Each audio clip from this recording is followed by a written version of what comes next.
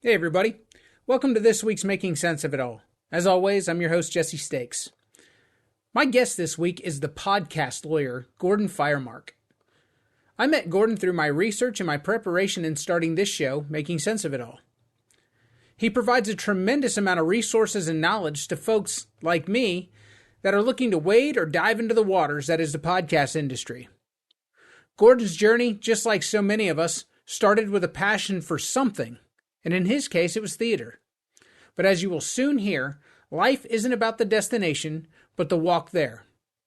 And in many times, that destination may be altogether different than where you thought you were originally going.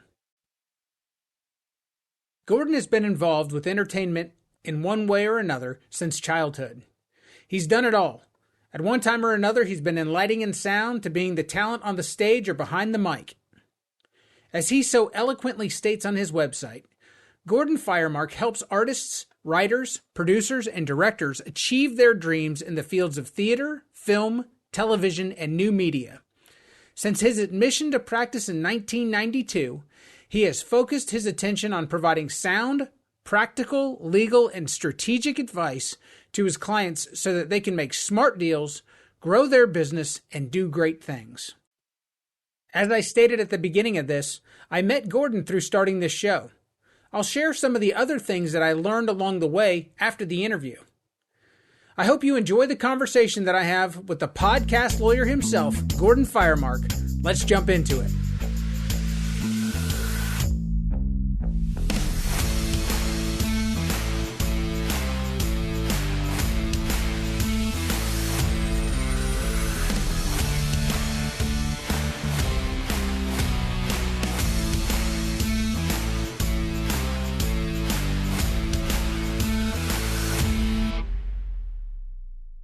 Ladies and gentlemen, welcome to Making Sense of It All. I'm your host, Jesse Stakes, and today I have Gordon P. Firemark. He is the podcast lawyer. He is an attorney that specializes in entertainment. Gordon, thank you so much for joining me. It's great to be here with you, Jesse. Thanks. So, Gordon, I'll ask you what I ask everybody, kind of why do you do what you do? What got you started in entertainment, especially, but being an attorney? Did you have a passion for it as a kid or what was it that kind of drew you to law? Well, for me, the passion always was the entertainment part of it. As a very young child, probably kindergarten, 6 years old, I got exposed to live theater, and the school I went to was a K through 12, and the high school kids were doing their production of Oliver, and they took us kindergartners in to see a dress rehearsal, and I was hooked. I was just drawn in and excited by the technology and the making magic on stage and all that kind of stuff. And so that was going to be my career path all the way up until I was in college, when I started out as a theater major at the University of Oregon, but that was a performance-oriented program, and I was going to be a behind-the-scenes guy. Okay. So I didn't love the performance part of it, so I went and I eventually shifted over into radio, television, and film production, where I could be a behind-the-scenes guy. And so it was always entertainment for me. It was only in my senior year in college, when I was taking some of the graduate level classes. I sort of finished up my major early and taking some of the graduate level classes and government regulation of the media and policy and management and things like that. And I discovered, the professor pointed out that I had this aptitude for that stuff. And she said, you should think about going to law school. And I laughed. I was going to go to film school and be a director or something, right? Well, I didn't get into film school, but I did get into law school. I took the exams and got into law school. I took a year off and came back to LA to work in the industry.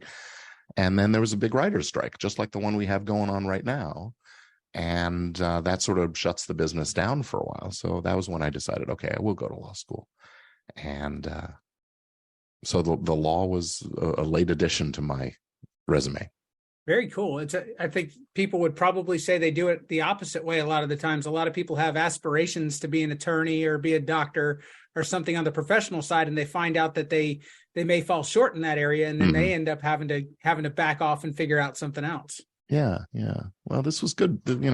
I get to indulge my passion for the entertainment industry, and I get to help people by, the creative folks, protecting them and helping them protect themselves, really. So no doubt. It's a win-win for me. What part of the law did you focus on when you initially got started? Well, everybody in law school pretty much goes through a lockstep education, and then you get a chance to specialize a little bit. And I took Of course, I took the class on entertainment law, and I took the classes on copyrights and trademarks, and that's where, again, I sort of I really did my best work in school, and so it was pretty clear that I was going into the entertainment and media industry. And being here in Los Angeles, that means the movie industry or the music industry. Right. And So what was the first job out of college? Well, out of college, I was working in that television production business for a bit. Excuse me, out of law school. Right out of law school, I went to work for an entertainment litigation law firm that did disputes in the entertainment industry, and we had, rights of privacy cases and copyright cases and lots of contract kinds of things. And I worked there a very short time because the firm's financial structures weren't so solid. And then I ended up out on my own, really. Within a year out of law school, I was hanging out my own shingle and setting up an office and doing my own thing. Very cool. I always find I've been in sales for most of my career, and I find that whether it's CPA firms, law firms, different professionals, I'm always curious, what was your tactic, or how did you generate business? Was it word of mouth, or how did you get your name out there to start? It was a little bit of word of mouth. It was, obviously finishing law school, let everybody I knew in on the fact that I was now a lawyer. And actually some of my former colleagues in the television business came to me pretty quickly with, one thing or another. They had a situation or whatever. And my closest friend in the world had some, people owed him money, and so would I help him collect those kinds of things, and that just sort of snowballed. But I wouldn't say snowballed. It grew very, very slowly, and then I started doing a newsletter back in the days when it was a hard copy printed newsletter with sticking the stamps and the labels on it and all that, and mailing out hundreds and hundreds of newsletters to everybody I could think of that knew me a little bit, and that was just sort of to keep the home fires burning. But a few years later, it became feasible to do email newsletters, and so I started doing that, and launched a website very early on. This is the early 90s. So launched a website before people knew what websites were really, and had my billboard on the information superhighway, as they used to call it, and just started blogging and getting the word out. But then the real game changer for me was when podcasting became a possibility. And I started a podcast very early in the game. This is about 2007 or 8. I started a show called Entertainment Law Update, and we've been doing it pretty much ever since then. And that just allows me to position myself as a real expert, and actually keeps me on top of my game, keeps me on my toes being an expert, because I got to stay up to date on what's going on in the industry. And that puts the message out there every month when we do an episode. The world knows. Doubt. Yeah. Well, and it's, what do they always say? If you want to figure out if you know something, teach it. Right on. So I really want to dive into that, because that's how I got introduced to you, actually, was when I was starting this show, and I was coming from the studio show that I did previously, and I was like, okay, I'm going to start trying to wear a bunch of hats here and do my own thing. One of the resources that I found fairly quickly was your website, and a lot of the information that you provide for people who are interested in getting into podcasting. You were an incredible resource to me before you even knew me. So I want to thank you for that, but also, thank you. I'm putting that out there for anybody else who's kind of in my shoes. You're an excellent resource. You have phenomenal tools. But you really are, not to go on a tangent here, but you're not just advertising your services. You are offering to teach people what they don't know. Yeah. My whole sort of purpose in life, my mission, if you will, is really to help creators do the thing they do, get their message out, achieve impact, and become, have the influence that they want in the world. And, I can help them on a done for you basis. But I feel like in order to give back, I should also give them the tools and help people understand how to do it for themselves, or do it with them, and so I provide a lot of free information, as you said, on a YouTube channel and my podcasts and all that. And I also offer some, products and services for folks that need the tools and templates and things, but don't necessarily want to invest the big money in hiring someone to do things for them. Sure. I'll put you on the spot here. Do you have any favorite stories or people that you've kind of engaged with early in their journey with podcasting that you're really proud of, or that, things that stick out in your mind? Well, early on in my career, I helped a couple of I'm not going to name names because that's talking out of school, kissing and We can be telling. vague. That's fine. But a couple of guys that started up a little comedy podcast network that when they sold it a couple of years ago now, it was in the hundreds of millions of dollars. So they did very nicely for themselves, and it's a very well respected podcast network in the comedy space, and sort of where everybody wants to be. So that's fun, and I work with a number of other talented people in various disciplines, and it's just exciting to me to be along for the ride while they're making big world changing content. Sure. Do you feel like there's so many podcasts out there. There's millions of them now. Mm-hmm. Do you feel like it's a medium that's kind of getting oversaturated, if you will?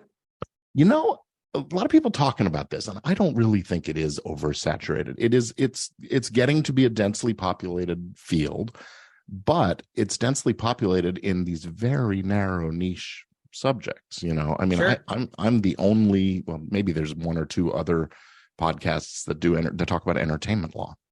So yeah, there's hundreds of thousands or millions of podcasts out there, but the three of us that are doing entertainment law, we can share that market really nicely. And so it's one thing if you're just going to do a general talk or general comedy show or something like that. Yeah, attracting an audience can be really challenging. But these narrow subject matter areas, that's the promise of podcasting, is that there's something for everybody, no matter how narrow your interests are. No doubt. Well, and I think that it's there's a lot of people doing it, but it also gives people that creative control to where if you're talented or if you feel like you have a message that you want to give, you don't have to rely on somebody else to be willing to put you out there. You have the control over it now to, buy some equipment, give yourself a platform. And if people like you, they like you. If they're interested in your message, they're going to listen. And no two people are going to be presenting the same material the same way. So, it really is an opportunity for people to express their individuality and really bring your perspective to your message and share things, share things with an audience that appreciates the way you present it. And so I think there's always room for people. I agree with you completely. Talk to my audience a little bit about some of the tools. I know we've kind of mentioned some of them, but if they're interested in utilizing your services, or if they're saying, hey, this is interesting, what would they actually be getting from you? What are the, kind of levels of service that you offer? Well, I would say anybody who's sort of interested in learning more about the business and legal side of podcasting should, or any entertainment industry endeavor really, should follow me on social media. My handle is G Firemark, my first initial, last name G Firemark. And I offer, like I said, a lot of free content. I do a weekly live stream. I do a couple of podcasts and on on YouTube, you can always find my video explainers and instructional things. And if you're really serious about podcasting, sign up for my free workshop that I do every 10 weeks or so. It's called Business and Legal Fundamentals for Podcast Growth and Profit. And you can go to event.podcastlaw.net. And I do it's a webinar style workshop, and a lot of teaching, a lot of here are the mistakes you can avoid if you pay attention, and those kinds of things. And cool. And then that's a way for me to share some information about my other products and service. I've got templates and forms. Those are available on podcastlawforms.com or easylegaltemplates.com also. And for the real diehard, the ones who are really serious, I've got a course called Easy Legal for Podcasters that really walks you through what I call sort of the 4 pillars of protection for podcasts. Very cool. Are they interactive? Is it something to where when somebody jumps on your calls with them, are there Q&A sessions, or is it more a one way to where you're doing a presentation and it's great information for them, but it's something that they kind of they digest it, and then if they want to follow up, they can later? A little of both. The workshop, okay. I always leave lots of room for Q&A at the end because, it always raises something in Absolutely. somebody's mind, and I like to be able to answer questions. And inside the course, of course, we have monthly conference call sessions where we meet up on Zoom and everybody brings their questions and we work through some issues, and sometimes additional little trainings and keep it dynamic that way. So try to be interactive when we can. Very cool. Gordon, I want to thank you for spending a little bit of time with me today. I'd love to have you back on the show and we can talk about more specific topics, but as an introduction to my audience, this was perfect. I really appreciate it. Well, that's great, Jesse. Thanks for having me. I'm glad to have been able to do it. Absolutely. Talk to you soon. Gordon is such a great resource, and he does such an excellent job of putting information out into the world so that if you're interested, you can learn so much just by checking out the content on his website or his social media. So before the interview, I said that I would share some of my insights or my experiences that I have had since starting this podcast. I thought that I would talk about the hardware and software that I use. But then I thought that would be a little too far into the weeds, and if somebody really wants to know that kind of stuff, I'm happy to share. Just send me a message. What I really wanted to share is that there are a lot of great people, like Gordon Firemark, and a lot of great resources that exist today if you have a desire to create. As my son says to me, there's levels to this stuff. But today, entry level isn't so entry. Editing isn't so difficult.